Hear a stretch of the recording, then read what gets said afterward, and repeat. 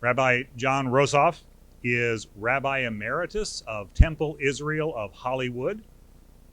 He's also immediate past national chairman of the Association of Reform Zionists of America.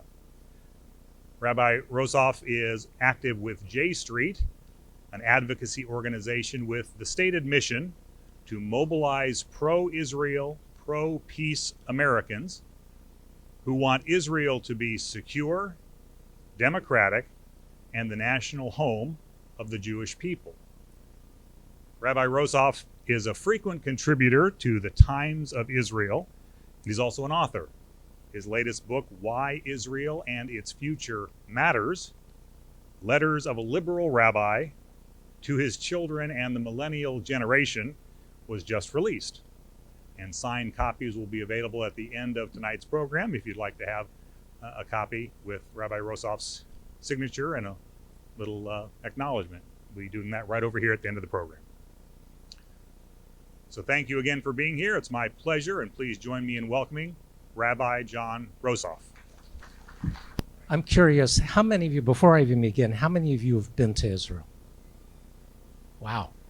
You are 40% of the American Jewish community has been to Israel, and there was at least 70% in the room. So that's good to know. But I'm grateful for this invitation. And I thank Clovis Community College for hosting this evening's event. The genesis of this invitation came as a consequence of a strongly negative reaction by many in this Jewish community to a speech delivered here a couple of months ago by Alison Weir, a journalist who discussed at some length the Israeli-Palestinian conflict. I watched Ms. Weir's recorded talk, and I confess that I was stunned by her harshly negative bias against Israel and her truncated and therefore inaccurate discussion of the Palestinian-Israeli conflict. Ms. Weir claimed to have read many books on the Israeli-Palestinian conflict and to have spent time in Gaza and the West Bank talking with Palestinians in order, as she said, to report on the other side of the conflict. But her presentation was dramatically distorted because she provided no accurate historical context to the development of Zionism and the Zionist movement leading to the establishment of the State of Israel in 1948, nor did she cite the many efforts by Israel to make peace with its Arab neighbors and the Palestinian people. She said virtually nothing about Eastern and Western European anti-Semitism, nor did she mention the Holocaust once in her remarks that in part gave rise to the need for a Jewish sovereign state. She said nothing about the Jewish millennial-long yearning to return to the ancient land of Israel, nor the modern justification for a Jewish state. Rather, Ms. Weir claimed that the Israeli-Palestinian conflict was born in injustice to the Palestinian people and is the core issue around which all Middle East conflicts and war revolved. She claimed, and these are her words, that Israelis and American Zionists deliberately sought to destabilize, balkanize, fragment, and damage the Middle East on behalf of Israel. She accused Israel of conducting a campaign of ethnic cleansing and cited without evidence the falsehood that Israel perpetrated 30 to 50 massacres of Palestinians. There are, as far as I know, 2 such massacres and 2 too many, and both of which took place in a time of war, in Ramla and Ir Yassin during the War of Independence, or HaNakba, according to the Palestinians. It should be noted that on August 24th, 1929, nearly 70 Jewish inhabitants of Hebron were massacred, so neither side has clean hands.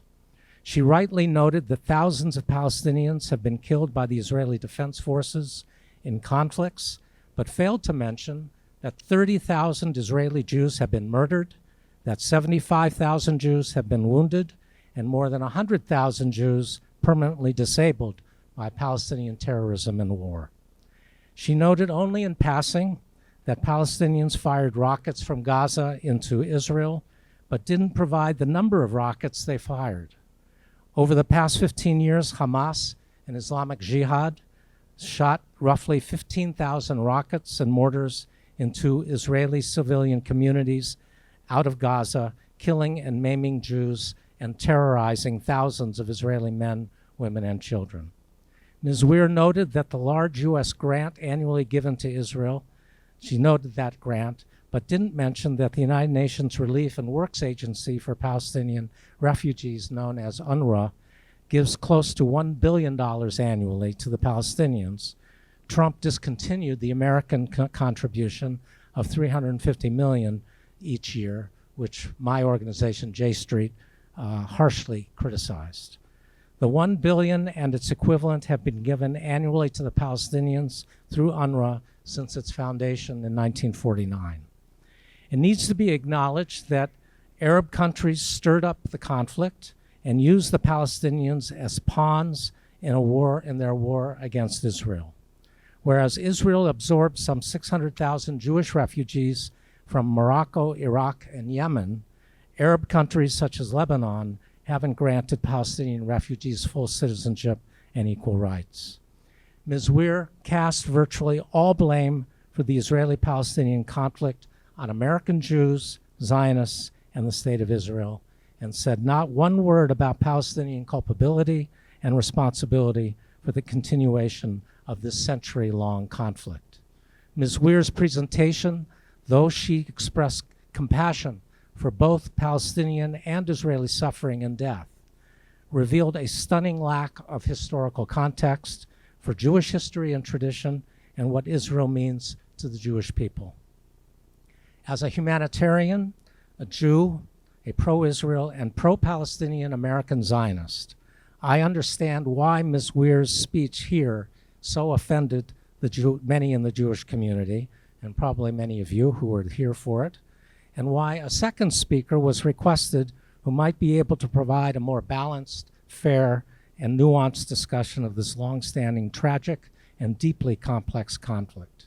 My colleagues, Rabbi Rick Weiner of Temple Beth Israel here in Fresno and his wife, and my cousin, Rabbi Laura Novak Weiner, a professor of education at the Hebrew Union College in Los Angeles, referred this organization, GVW Media, to me because of my long engagement in and knowledge of the American Zionist movement, Jewish history, the history of the State of Israel, Jewish ethics and tradition, and my politics as a pro-Israel, pro-peace national rabbinic leader.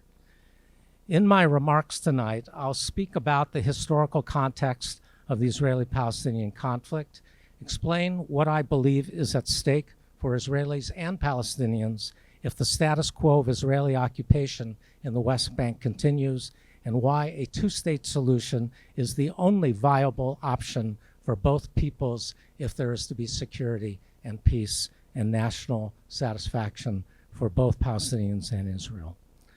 Before I offer my thoughts, I want you to understand who I am as a Zionist. You heard a little bit, and why I care so much about Israel. As the feminist movement taught us, all politics is personal, and it certainly is for me when it comes to being Jewish and pro-Israel. I was born in Los Angeles a year after Israel was established, and so I've never known the world without a Jewish state. Jewish history teaches that when Jews were stateless, we've been vulnerable to the very worst of inhumanities. We've suffered religious bigotry, persecution, inquisitions, pogroms, and mass murder. For example, in 1190, the York Jewish community in England fell victim to a massacre. The Inquisition in medieval Europe forced Jews to convert to Christianity under pain of death, and Jews from the Iberian Peninsula were expelled in 1492. Tsarist pogroms in the 19th century resulted in the murder and rape of Jews, including members of my family, and the infamous Dreyfus affair in France falsely convicted Captain Alfred Dreyfus of passing military secrets to the Germans, resulting in anti-Semitic riots throughout the country in the 1890s. And of course, 1/3 of world Jewry was murdered in the Holocaust. I'm a progressive Zionist, meaning that I'm on the left of the political spectrum in the American Jewish community vis-a-vis the State of Israel. As such, I place high value on Israel maintaining its democracy. I support, as a progressive Zionist, equal rights for Arab and Jewish Israeli citizens in a shared society in Israel, Israel human rights organizations, a dynamic civil society, free press, free judiciary, women's and LGBTQ and immigrant rights and Arab rights. We're against racism in all forms and for environmental activism. I love Israel as a second home, have lived there twice and visited more than 25 times. I believe that the Jewish people has the inherent right to a state of our own, just as the other 194 nations of the world, and that the Palestinian people too have that right to a state of their own alongside Israel. I serve as a national co-chair of the Rabbinic and Cantorial Cabinet of J Street, a pro-Israel and pro-peace political organization based in Washington, D.C. J Street lobbies Congress in support of a two-state solution, and we sponsor more than 140 congressional representatives and senators who believe, as we do, that the Israeli-Palestinian conflict can be solved justly through good faith negotiations, and that the United States must be an active, fair, and unbiased facilitator for renewed negotiations between the two sides. We in J Street believe that to be pro-Israel means to be pro-Palestinian. And I take some pride in what J Street accomplished this last week in Congress, H.R. 326, a resolution that passed Congress with 5 Republicans, all the Democrats except for the Squad, which articulated its pro two-state solution position and against any annexation of the West Bank. What I believe is true in this tumultuous and critical time in world history is this: the most important battles are and will be fought over values. That's what's playing out in Israel. In its Declaration of Independence, the nation's founders' aspirations are clear and described this way: the State of Israel will foster the development of the country for the benefit of all its inhabitants.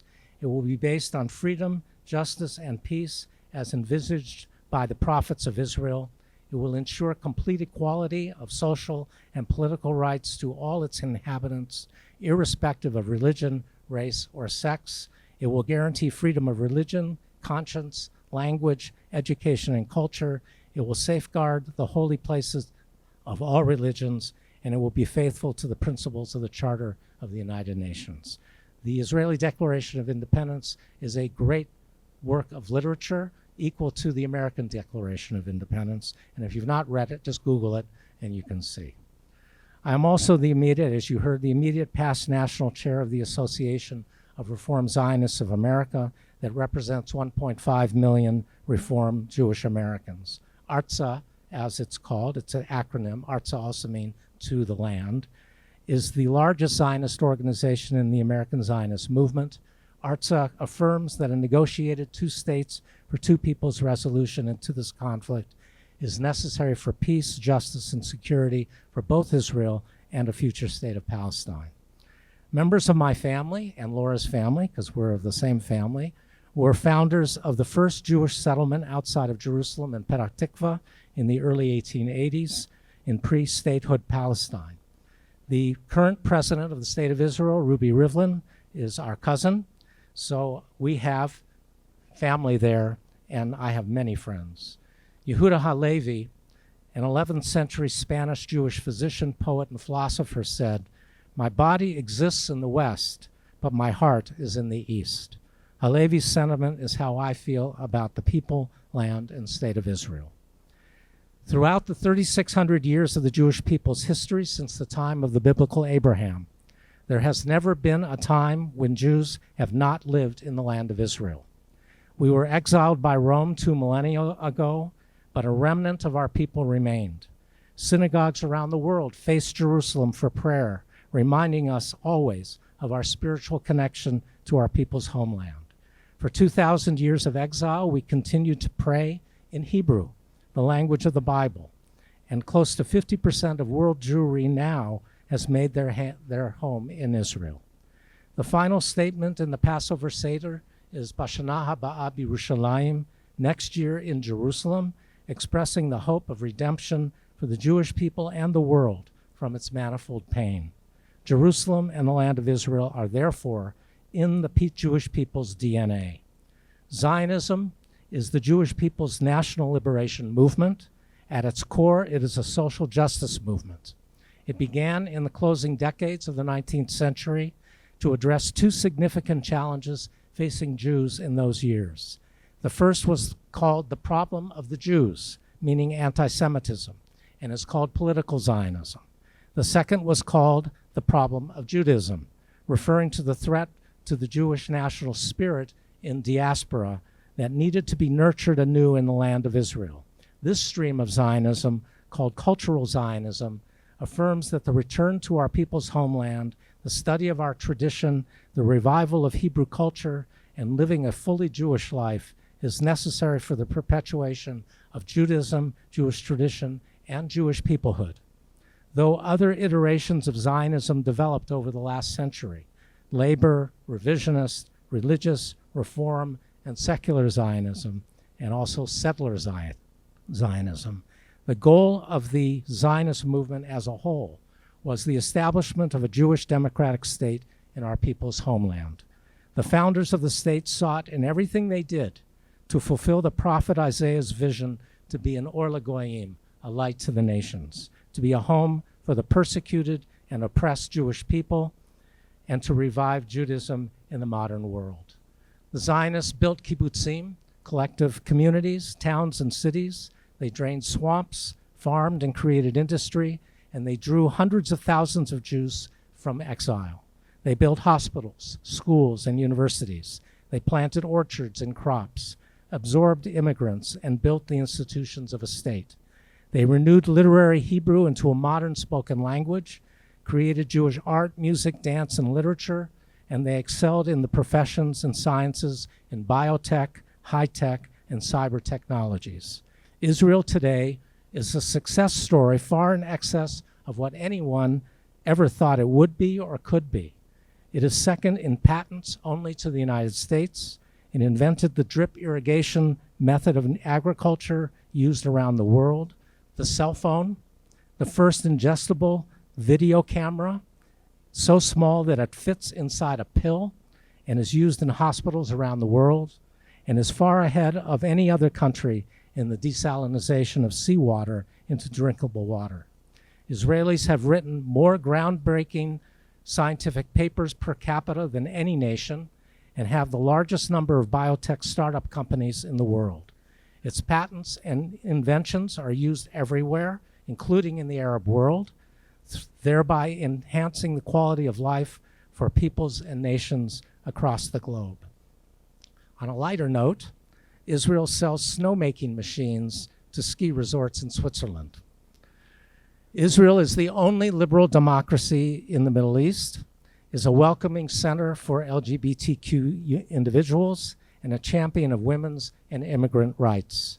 The Jewish state is diverse with immigrants from 120 countries, multi-religious, multi-ethnic, and multiracial. It has become what it is while fighting 7 wars, winning each of them on the battlefield and confronting ongoing terrorism. However, just like America, Israel is an imperfect state and has many challenges that it must address to fulfill its own aspirations and Isaiah's vision to be a light to the nations. Despite all the positives that Israel is, it has before it 3 existential challenges: Iran and its client organizations, Hezbollah and Hamas, that seek Israel's destruction, the Orthodox secular divide among Jews that threatens internal harmony and civility, and the Israeli-Palestinian conflict that challenges the soul of the nation. It's this third challenge that I wish to spend the remainder of my time with you discussing. First, it's important to recognize, which Ms. Weir did not do, that 2 peoples claim the same land as their national home, the Jewish people and the Palestinian people. That is the truth at the core of the Israeli-Palestinian conflict. Since the 1930s, there have been 6 international attempts to partition the land peacefully and create 2 states, 1 Jewish and 1 Arab, sitting peacefully side by side and securely so. The first was proposed in 1937 by the British Peel Commission, when it was under mandatory control. But it was rejected by both the Arabs and the Zionists for different reasons. The second was the 1947 United Nations partition plan that was accepted by the Zionist leadership and rejected outright by the Arabs. 3 years after the end of World War II, with a population of 600,000 Jews, on May 14, 1948, Israel declared itself a sovereign state. In its Declaration of Independence, Israel called upon all its Arab neighbors to make peace. The response came the next day, when 7 Arab nations attacked the infant Jewish state, seeking to drive the Jews into the sea and finish what Hitler began. In that war, Israel lost 1% of its Jewish population, 6,000 dead of 600,000 citizens. Remarkably, Israel won that war on the battlefield, but it didn't win the peace. An armistice agreement ended the fighting in 1949, with Israel holding the coastal plain where most of the Jewish population lived, the vacant Negev Desert, and West Jerusalem. Jordan occupied the West Bank of the Jordan River, East Jerusalem, and the Old City, where Israel's most holy sites are located. Syria held the Golan Heights, from which it shot at Israeli farmers in the valley below on a regular basis, forcing Jewish children to live in underground shelters. Egypt held the Sinai Desert and the Gaza Strip, from which Palestinian Fedayeen attacked Israeli communities over the next 25 years. Jews call the 1948 war the War of Independence. The Arabs call it the Nakba, meaning the catastrophe, not just because of the Arabs' failure to destroy Israel, but because it produced the Palestinian refugee crisis. 700,000 Palestinians left their homes and fled to refugee camps in Jordan, Lebanon, and the Gaza Strip. Many left voluntarily out of fear, but others were driven to leave during the fighting by Israeli defense forces. The war intensified anti-Semitism throughout the Arab world, and an equal number of Jews, 700,000, who lived in Arab countries for centuries, were forced to leave their homes and all their property behind. Most came to Israel and lived in tent cities until homes could be built. They learned Hebrew and sought lives of dignity without anti-Semitic oppression. Between 1948 and 1967, Jordan occupied the old city of Jerusalem, destroyed all Jewish holy sites, including the Jewish quarters, ancient synagogues, and desecrated graves in the ancient Jewish cemetery on the Mount of Olives.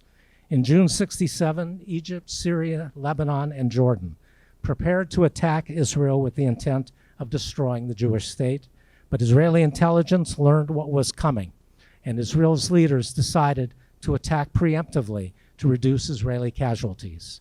In 6 days, Israel defeated the Arab armies and expanded its territories dramatically to include parts of southern Lebanon, Syria's Golan Heights, the west bank of the Jordan River, East Jerusalem, the Old City, and Egypt's Sinai Peninsula.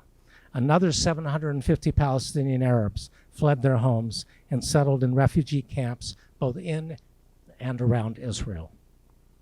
At the end of the fighting, Israel again offered peace to its Arab neighbors. The Arab League summit in Khartoum, Sudan, following the '67 war, adopted a resolution calling for a continued struggle against Israel, no recognition, and no negotiations with the Jewish state. 6 years later, on October 6, 1973, the holiest day of the Jewish year, Yom Kippur, Egypt and Syria attacked Israel yet again.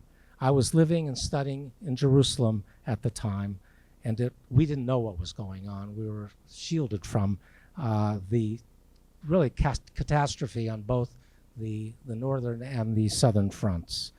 Israel came close to being overrun by Egyptian and Syrian armies, and while there were substantial losses on both sides, Israel again was victorious on the battlefield. Then in 1977, Egypt, the most important and powerful of the Arab nations, reached out in peace to Israel. Israel responded immediately and invited Egypt's President Anwar Sadat to come and speak before the Israeli parliament. Israelis were euphoric, thinking that a new era of Jewish history was unfolding before their eyes and that the state of Israel could actually live in peace alongside its Arab neighbors. Israeli Prime Minister Menachem Begin, US President Jimmy Carter, and Egyptian President Anwar Sadat met together at Camp David in Maryland, and after long, arduous, and difficult negotiations, signed a peace agreement on the White House lawn before the eyes of the world.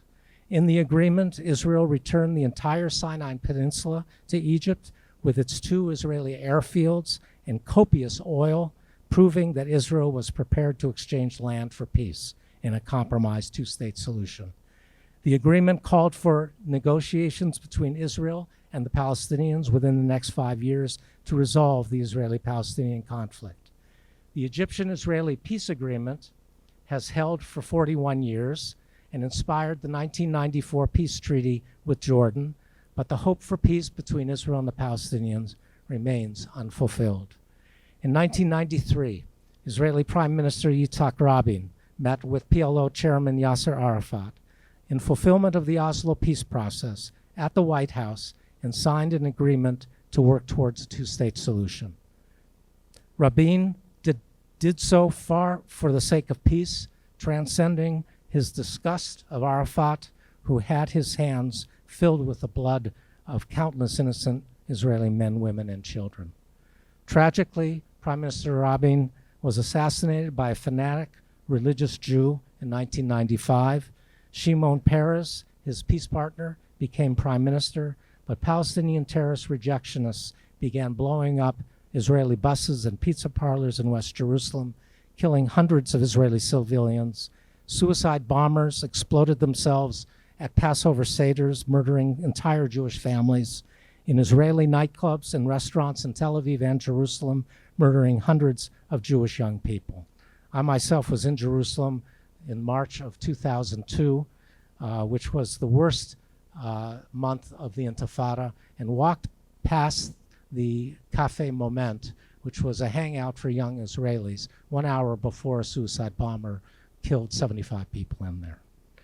According to the International Institute for Counterterrorism, 887, 78% of the 1,137 Israelis killed in attacks between September 2000 and 2005 were civilians. Another 8,341 Israelis were wounded during this period, and 5,676 were civilians, while 2,665 were security forces. From those terrorist attacks, Israelis, never trusting Arafat, doubted that Arafat and the Palestinian Liberation Organization were honest peace partners. Nevertheless, in 2000, Israeli Prime Minister Ehud Barak met with President Bill Clinton and Chairman Arafat at Camp David to try and forge a 2-state solution again. Barak offered to the Palestinians more than any Israeli prime minister had ever offered before: 96% of the West Bank, the entire Gaza Strip, with appropriate and valuable land swaps, a Palestinian capital in East Jerusalem, and the return of Palestinian refugees to the new state of Palestine, with economic compensation and a small symbolic number returning to Israel itself for family reunification. However, Arafat rejected the deal and provoked an Arab uprising called the Intifada. Despite no peace, in 2004, the next Israeli Prime Minister, Ariel Sharon, unilaterally withdrew Israeli soldiers and settlers from the Gaza Strip. Palestinians destroyed the homes, community centers, and businesses that Israelis had built and left behind, and though they could have taken advantage of all of it for themselves. The Palestinian Authority took control of Gaza only to be overthrown in a violent revolution in 2007 by the extremist Islamic Palestinian organization, Hamas, that rejects Israel's right to exist. The Palestinian Authority and Hamas fought a war with each other, with more than 600 dead. When the fighting stopped over the next few years, Hamas executed dozens of its own people who it suspected of collaborating with Israel, and governs its population with an iron fist based on the most fanatic interpretation of Islamic law. And one of my dear friends, who's a professor of Islamic law, says that they really don't represent Islam. Since it seized control, Hamas spent millions of dollars building dozens of tunnels at great expense into Israel with the intent to attack Israeli settlements, murder Israelis, and take hostages back into Gaza through the tunnels. The most famous Israeli hostage was Gilad Shalit, who was captured by Hamas militants in a cross-border raid via tunnels near the Israeli border, and who Israel traded after 5 years of his imprisonment in Gaza for 1,027 Palestinian terrorists held in Israeli prisons. One Jew for 1,027 Palestinians. Hamas and other terrorist Palestinian organizations in Gaza have fired at Israel more than 15,000 missiles and mortars into southern Israeli settlements as far north as Ashkelon, which is just south of Tel Aviv. In the last 12 years, Israel and Hamas have waged war 3 times because of Palestinians' incessant rocket fire. Peace efforts continued nevertheless. In 2007-8, in a series of 36 private meetings, the next Israeli Prime Minister, Ehud Olmert, met with the Palestinian Authority President Mahmoud Abbas, Arafat's successor, and agreed on a 2-state solution. Israel would withdraw from the West Bank with land swaps. A Palestinian capital would be located in East Jerusalem. Palestinian refugees would return to the state of Palestine. The status of settlers in the West Bank and the Jerusalem neighborhoods would be clarified. Water rights and security would be arranged for both sides. Palestine would be a demilitarized state and policed by its own police force with security cooperation with Israel. And a clear border would separate Israel from the new state of Palestine. But they couldn't agree on the number of Palestinian refugees that would return to the state of Israel, and Abbas rejected the deal. The Palestinians were once used as proxies for the former Soviet Union, and today they are used by Iran, which is committed to Israel's destruction. 7 years later, in 2014, U.S. Secretary of State John Kerry, representing President Obama, tried yet again to arrive at a 2-state solution, but was unsuccessful for all kinds of complicated reasons. Now, what can we conclude from these 6 peace efforts over the last 82 years? And this is what I conclude, and scholars I respect conclude. If Palestinian leaders had truly accepted the state of Israel and been open to settle the conflict, if their leaders had been able to say yes to the 1947 UN partition plan, or the Oslo peace process, or the 2000 Clinton parameters, or the secret negotiation plan in 2008, or to Barack Obama's 2014 proposal, they could have had their Palestinian state long ago. Former Israeli Foreign Minister Abba Eban famously said that the Palestinians never miss an opportunity to miss an opportunity. Yes, Israel's policy of settlement expansion is a thorn in the side of more recent peace efforts. They are illegal according to international law, and some of them are built on confiscated private Arab land and are therefore immoral. But the settlements are not ultimately the major impediment to peace. I believe that we have no rational choice except to lay the majority of the blame for the lack of a resolution of this conflict where it belongs, on the Palestinian leadership, not the Palestinian people, the leadership. The Palestinians have been masters of saying no. Resistance and defiance have been the watchwords of the Palestinian national movement. Dennis Ross and David Makovsky, 2 leading American diplomats who engaged for years in trying to help resolve the Israeli-Palestinian conflict, have written the following. It is easy for us, they say, to say what it has cost the Palestinians, but in their narrative, rejection has preserved the purity of their cause. It has also denied them their rights or the fulfillment of their national aspirations while preserving their status as victims. They don't admit to missed opportunities or assume any responsibility for their current reality. Competition for leadership amongst the Palestinians will focus on who can be more extreme or pure in representing the Palestinian cause. The tragic persistence of Palestinian rejection and violence has resulted in the belief in Israel that the status quo of Israeli occupation of West Bank Palestinians is sustainable. It isn't. The Israeli right wing for years adopted a de facto one-state position, and Prime Minister Netanyahu threatened to annex parts of the West Bank in his campaign for prime minister earlier this year. Though he is likely not to continue as prime minister because of the 3 indictments brought against him, still there is support among many right-wing Israelis and American right-wing Jews to annex part of the West Bank despite international law, the Fourth Geneva Convention. The Fourth Geneva Convention says that territory taken in war cannot be used to move civilian populations. Israel continues to cement itself more deeply in the West Bank by establishing outposts, many of them illegal, even according to the Israeli government, and settlements, making the increasingly close proximity of the settlers and Palestinians to each other hard to untangle. The reality feeds the growing Palestinian call for one state that would grant equal rights for Palestinians and Jews, including the right to vote in national elections.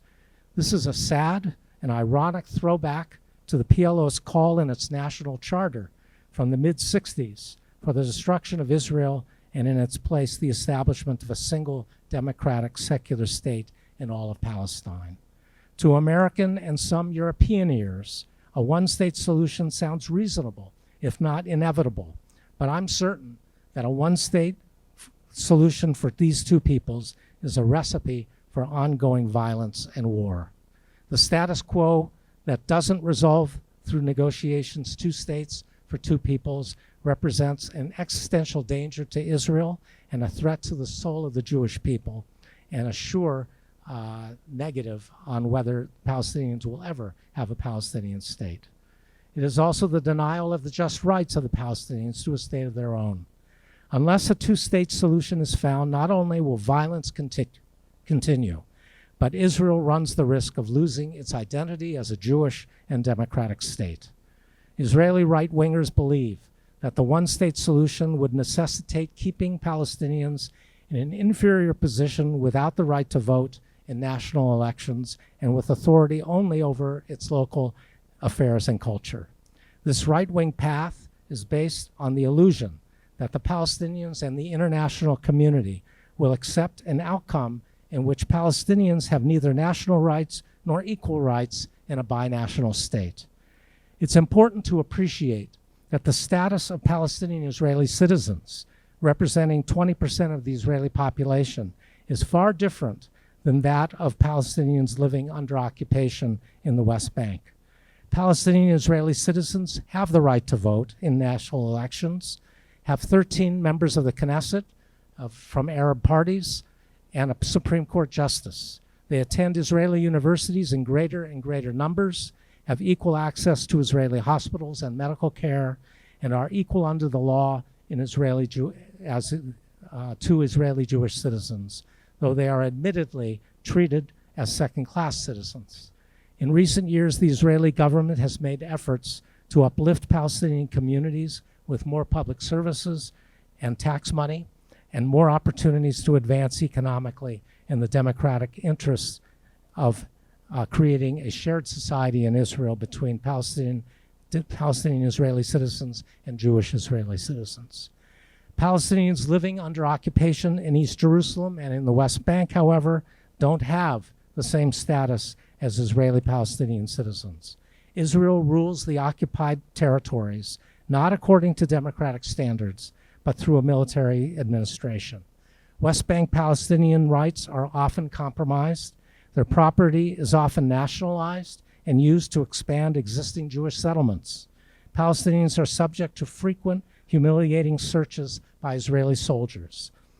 They're stopped constantly at Israeli checkpoints, and the security fence built in the early 2000s to stop Palestinian terrorists from entering Israel to murder Jews, which has been successful, by the way, separates, nevertheless, many Palestinians from their fields.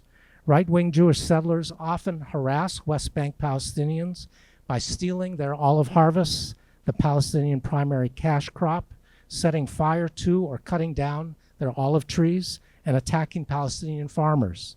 These Palestinians justifiably are terrorized by fanatic Jewish settlers and believe that they have no one to call to protect them. The Israeli military is charged with safeguarding their lives, but more often than not, Palestinian complaints aren't acted upon. According to Yesh Din, an Israeli human rights organization, 91% of Palestinian complaints are ignored by the Israeli military authorities.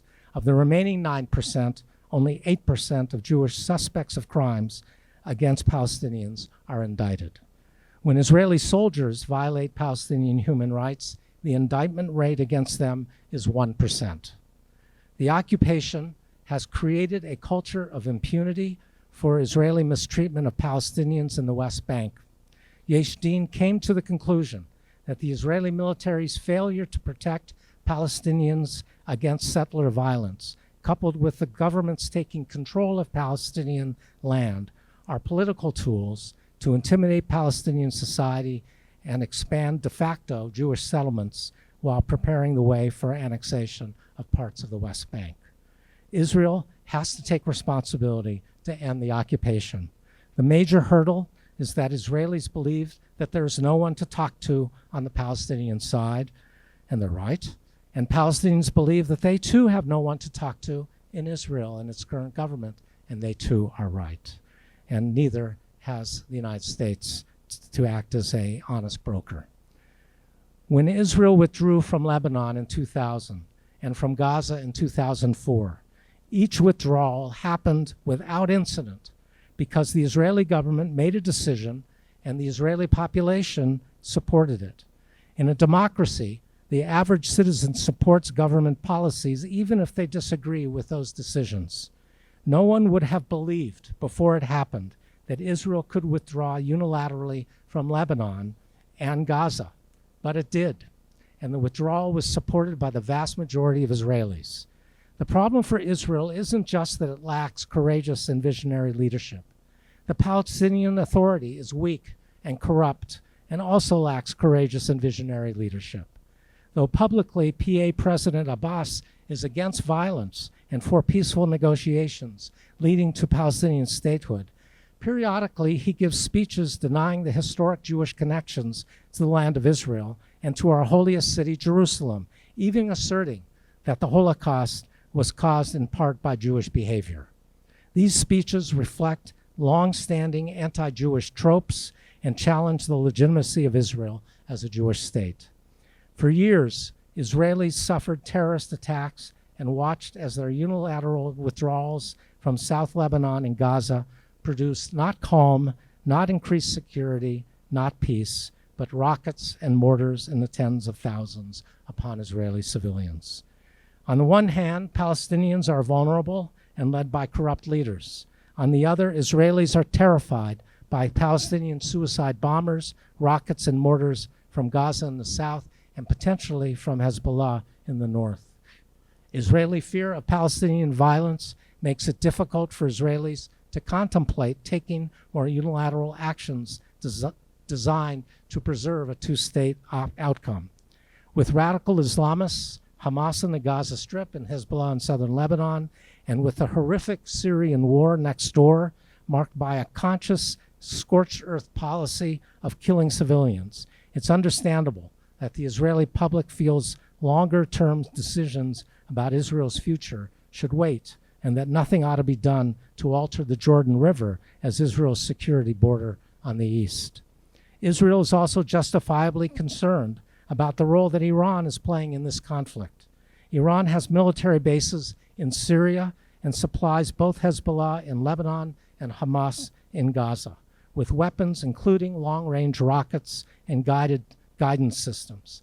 The Israeli-Palestinian conflict cannot be assessed in isolation of the broader geopolitical situation.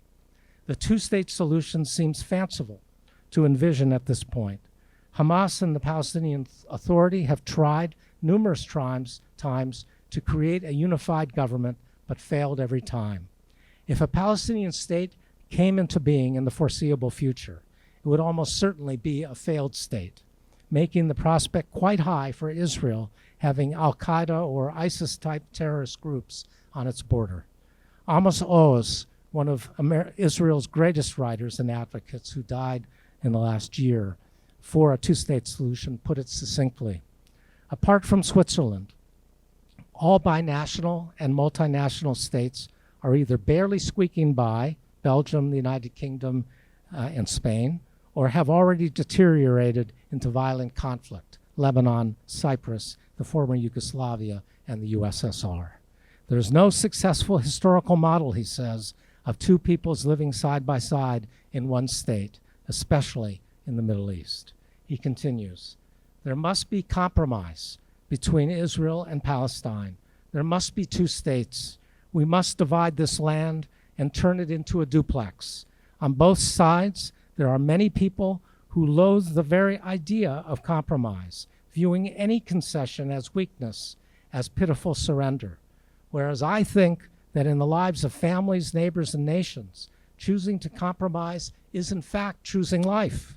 The opposite of compromise is not pride or integrity or idealism. The opposite of compromise is fanaticism and death. Today, Hezbollah, a client military organization of Iran, controls Lebanon and allegedly has 100,000 missiles pointed directly at Tel Aviv. Iran's recent pinpoint missile attack in the Saudi oil fields suggests that Hezbollah has the capability of inflicting major damage on Israel's civilian population centers. Israel warned Hezbollah that if it dares to attack the Jewish state, Israel will respond with devastating power against southern Lebanon. Gaza is different, but no less dangerous than because Hamas, like Iran and Hezbollah, is fiercely anti-Israel. A few words about the terrible conditions in Gaza.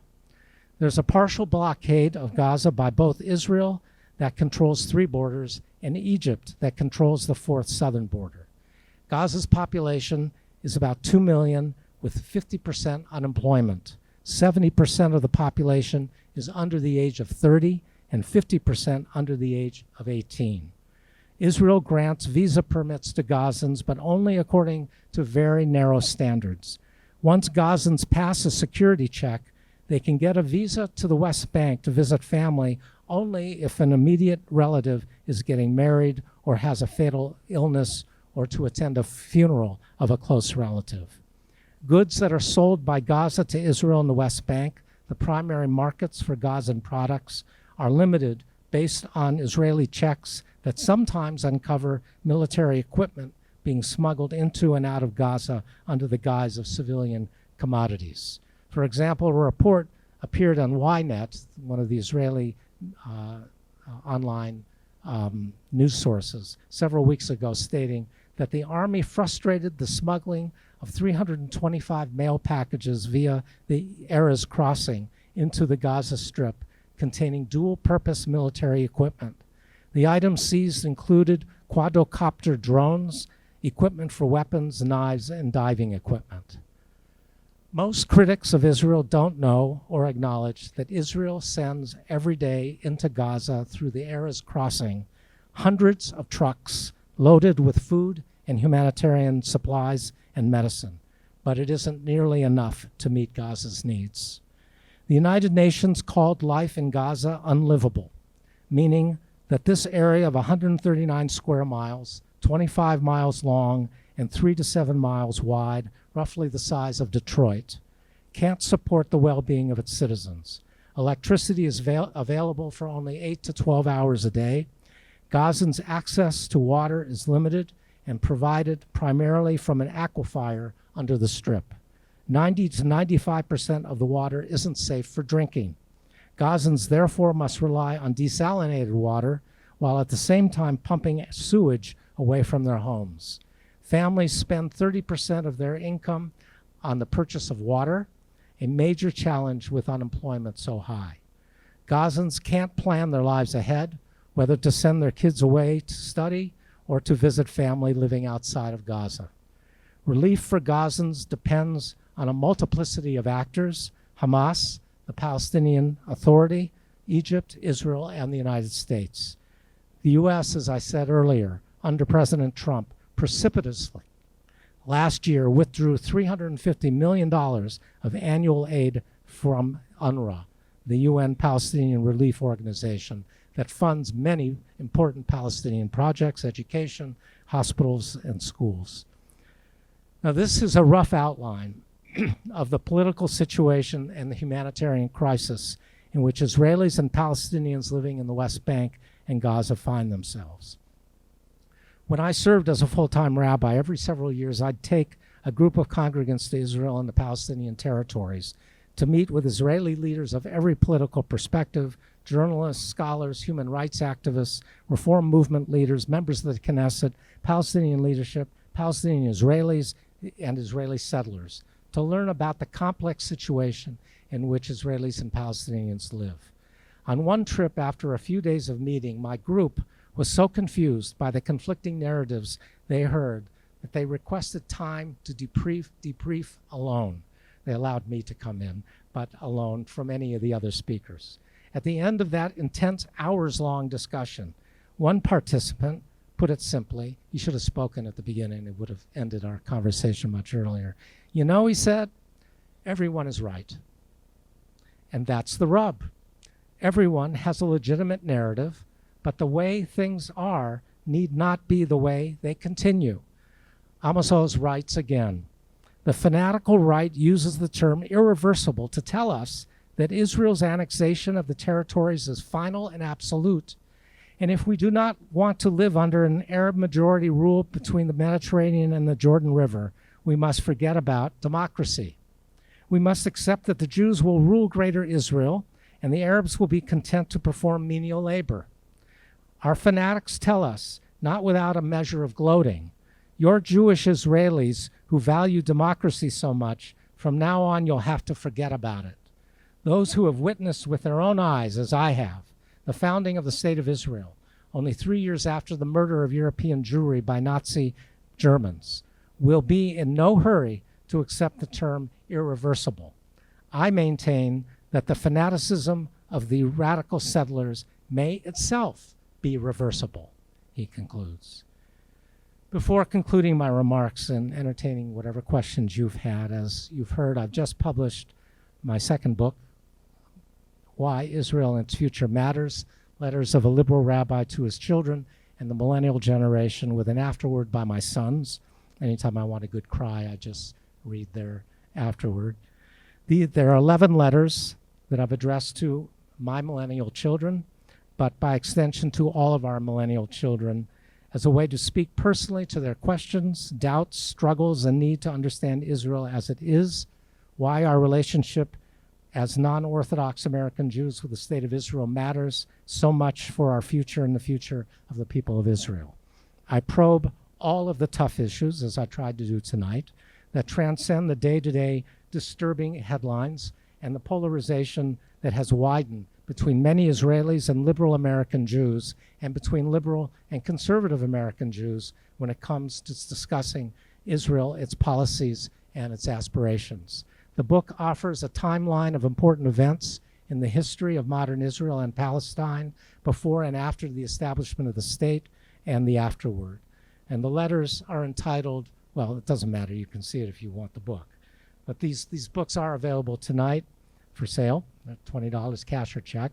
And if you'd like to buy it, for those of you who are Jewish and have Hanukkah gifts you need to buy, now is your opportunity. If you're Christian and care about Israel and want to share these as Christmas gifts, it's also a nice gift for Christmas. So, and if you like the book, I would just ask you, as all writers like to ask people who read their books, to do a review on Amazon, because that helps to increase sales. So with that, I thank you for listening to a long contextual talk about what Israel and the Palestinians are facing today. Obviously, I favor my side, but I understand the Palestinian side. I have Palestinian friends. I know their narrative. A wonderful book written by Yossi Klein Halevi, an Israeli thought leader, is A Letter to My Palestinian Neighbors, which he published a year ago, which is really superb, trying to explain what the Zionist issues are in light of what he understands to be the Palestinian issues. There's also a book, and I cited in the bibliography, that was written by Palestinian and Israeli Jewish educators about 15 years ago, lining up events that they share, but they interpret completely differently. And it's really important to see how we differ, because if we understand the other, then there's a way to peace. I cite two cases in the book. One is a documentary film that was done by a member of my congregation on Hotel Everest. Hotel Everest sits between Jerusalem and Bethlehem, and it's the only place in the area where Israeli Jews and Palestinian Arabs can come to talk. And she focuses on a former Israeli colonel and a Palestinian educator. And she showed the film at my synagogue, and the Israeli was there, and we had the Palestinian on Skype on a big screen. And the three of us were talking, or the two of them were talking. I was questioning them. And it's quite a story of what can happen when people really talk to each other and listen to each other. So with that, I'm now ready to listen to your questions. Randy?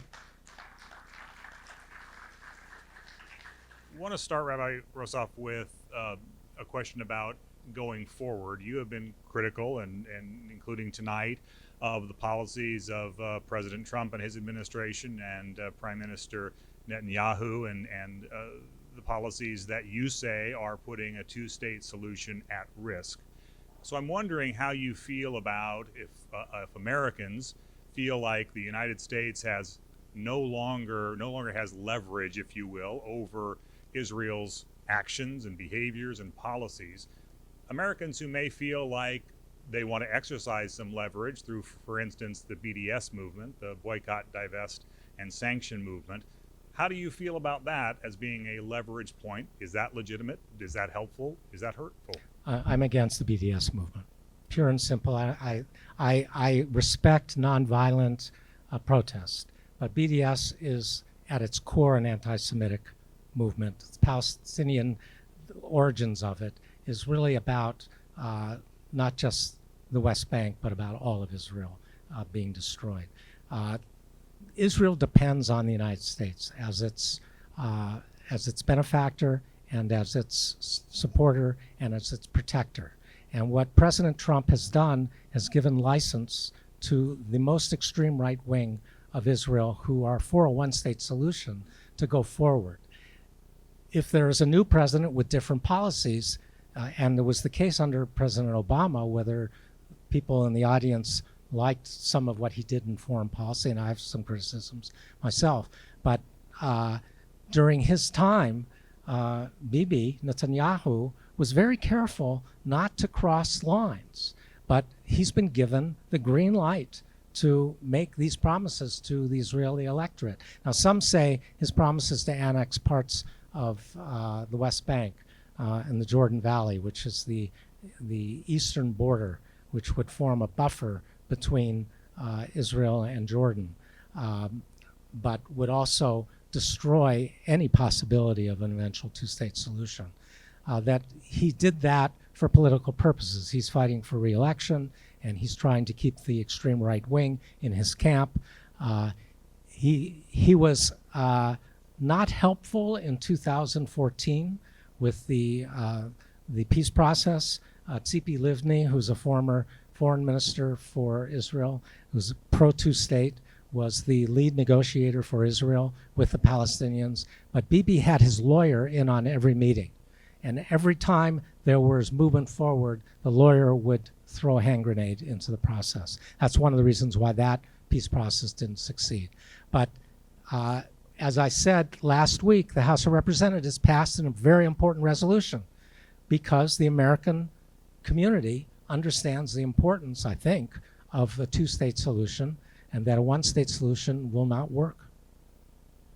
I want to follow up real quickly because I've heard this argument made as well. A BDS similar to an effort helped turn the tide in South Africa. Why is this different? Well, I don't think it'll be effective. That's my main concern about, in addition to which I think that at its core it is anti-Semitic. It's not just anti-Israel or anti-Israeli policies. Now, you can be anti-Israeli policies and not be anti-Semitic at all. Obviously, if you heard tonight, I'm very pro-Israel, but I'm very critical of policies of the government. That's legitimate, and the American Jewish community has a right to engage with Israel in policies that we think are not in Israel's best interests or in Americans' best interests. But again, BDS worked in South Africa. I don't think it would work in Israel.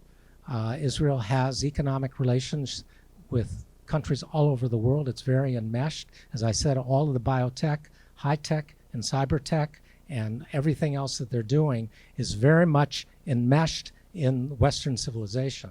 So in that respect, Israel is not going to be affected by boycotts against West Bank products. Having said that, someone with whom I'm very friendly, Peter Beinart, has called for a boycott of West Bank products. Now, what the European Union did recently is to say any product made in the West Bank cannot say made in Israel. Has to say made in West Bank territories or occupied Israel or Palestine or however it is. So that, I think, is a legitimate thing to delineate. So then it wouldn't encourage investment in the occupied areas. This is a question from someone from the audience, which is, what is J Street's solution or practical solution for reviving the two-state solution effort? We just got to keep fighting for it. And what J Street works with Congress and was very close to the Obama administration, but works mostly with Congress on three major issues. One on immigration to the United States, which is to reverse a lot of the Islamophobic, anti-Hispanic kind of legislation and acts by the administration. Another is the two-state solution. And the third is to restore the American participation in the Iran agreement, which J Street was very, very critical of pulling out of, because now there are no constraints on Iran whatsoever, and it is moving very rapidly towards nuclear capability. And there would have been, and Iran wasn't violating the deal. Trump just pulled out, as he pulled out of the Paris Climate Accord, as he pulls out of everything. He doesn't have alternatives that he suggests. And so it's not strategic, and it's not healthy for world peace, or for, in the limited sense of of Israel and the Palestinians, for Israeli-Palestinian rapprochement. But we're taking it's very frustrating to fight this battle, but it's the long game. You got to take each day and stay true to the vision of Israel's Declaration of Independence, which is a democratic Jewish state that provides equal rights to all of its citizens. You talked in your presentation about the history, obviously, and the terrorist effect on the state of Israel and Israelis in Israel.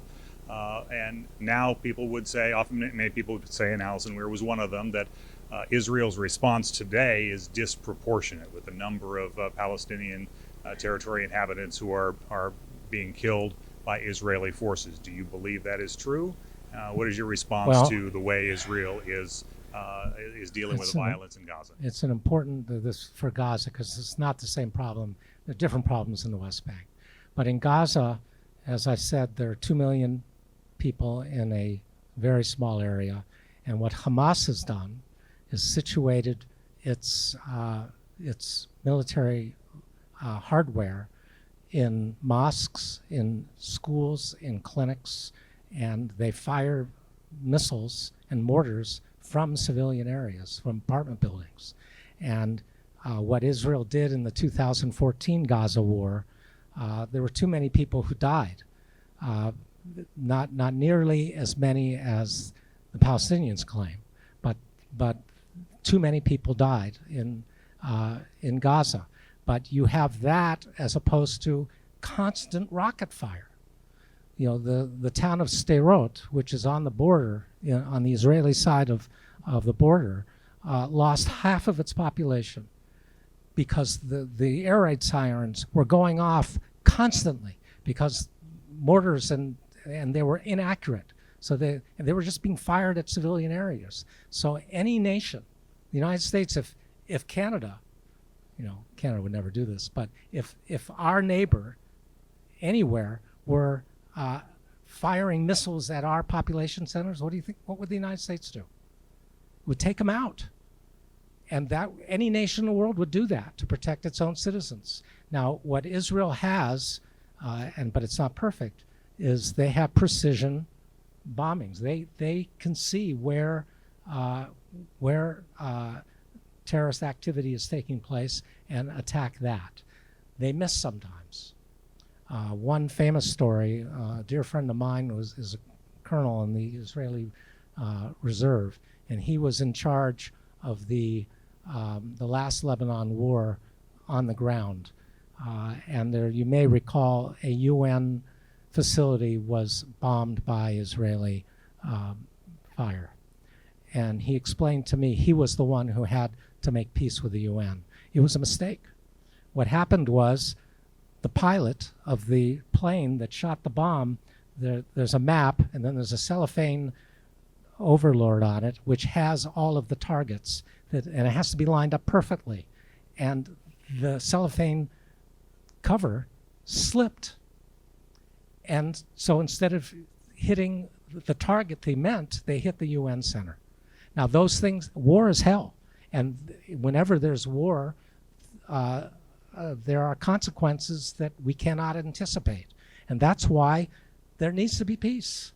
So I was upset by the last Gaza war, but I understood Israel's need to protect itself. And bombs then stopped somewhat. Hamas knows, and the most recent bombs coming out were not from Hamas. And Hamas is, I understand, is trying to get a long-term ceasefire with Israel, because they can't afford it either. They're losing half of the support that they would have if there were elections. They might, in Gaza, would probably lose control. So it's if you come away with anything from tonight, just say to yourself, it's really complicated, and it's really difficult. It's tragic.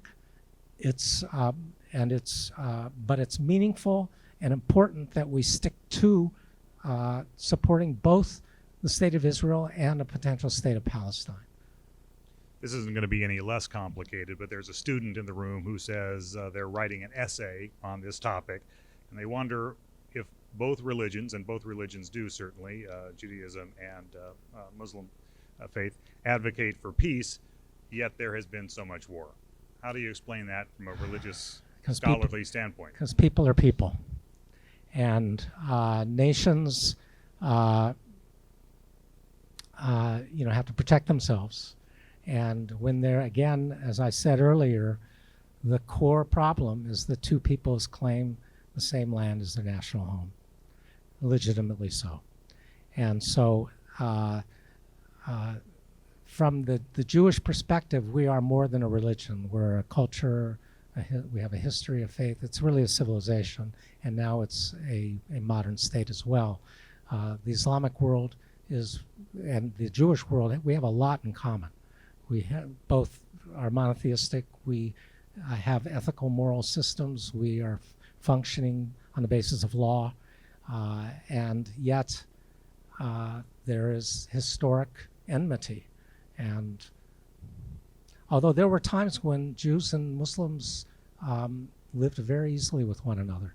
The medieval period, Moses Maimonides, one of the greatest scholars in Jewish history, wrote in Arabic and was very close. He was the doctor to the caliph, the king in Egypt, and Jews and Muslims lived very well together for a very long time. But it's not happening now. Couple more questions, because we do want to provide you an opportunity to meet some folks and sell some books.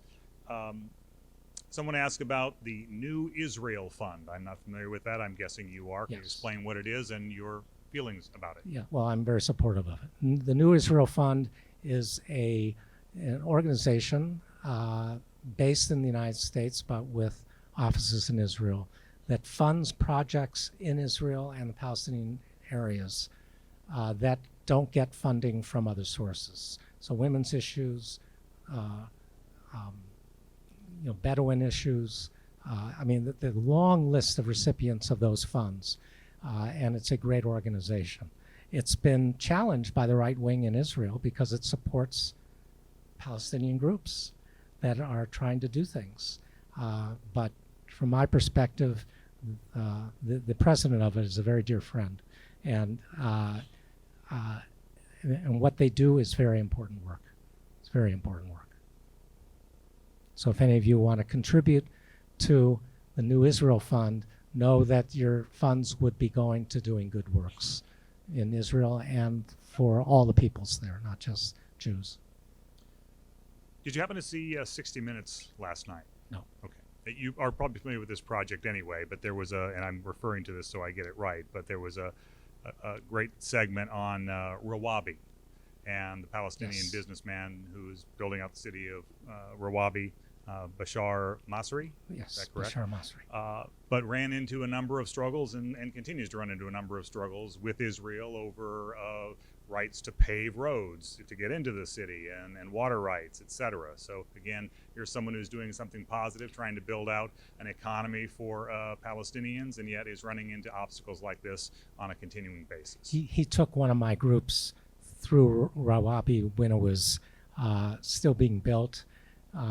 He'd already sold about 1,500. Rawabi is a Palestinian city, a new city. It's a planned city with schools and hospitals and clinics and an athletics facility with all kinds. I mean, it's a great thing that he's done. Money from he was a very successful entrepreneur. He got a lot of money from Qatar and from international funds, and was having trouble exactly with those issues. Even the Israeli Defense Forces thought this was good. And when I visited, I thought, this is the future of Palestine. I mean, it's a middle-class city. It's beautiful. Just Google it, and you'll see Rawabi. And the reason why he's having trouble is because of the right wing, who do not want this to become too established, even though a lot of people are living there. The problem, they have other problems that have nothing to do with Israel. It's a few miles from the capital city of Palestine, Ramallah. It's a few miles from Ramallah, and in order to get work, a lot of the residents would have to drive through checkpoints and other things to get to. And I don't know. I think it's. I don't know if it's an area A, B, or C. I mean, this is more technical, but it's a problem. The Israeli government, the right wingers, are putting up roadblocks. And I think they did get water, and they did get wider roads. But the future of Palestine is what Masri has tried to do, and he would do more of those if there were a state of Palestine. And he's very close to the Palestinian leadership. He's a good man. Any last words of advice or encouragement for folks who want to see a solution to the Middle East crisis? Well, my friend who was the colonel over Lebanon, I had coffee with him in Jerusalem, and I was expressing my despair. And he said, John, Yisrael ye'ush lo opsia. In Israel, despair is not an option. And that's hatikva. It's the hope. You can't lose hope. You just got to keep on going. And, pendulums swing. We're in a strange place in this country, and Israel is, and it's, having a third election on March 2nd in 1 year. It can't get its politics settled. And the Palestinians can't, the Hamas and Palestinian Authority can't get their act together. And there are all kinds of problems in England and everywhere. But I remember in the 90s, there was hope everywhere. There were all kinds of good things happening internationally. So it's kind of like a basketball game. When a team finds the groove with each other, everybody, the passing is great, they're hitting all their baskets, and then when they lose that sense of each other, they can't hit a basket to save their lives. And it's the same thing, I think, on the international scene. So. Rabbi Rosove, thank you for being here. Thank you for being here.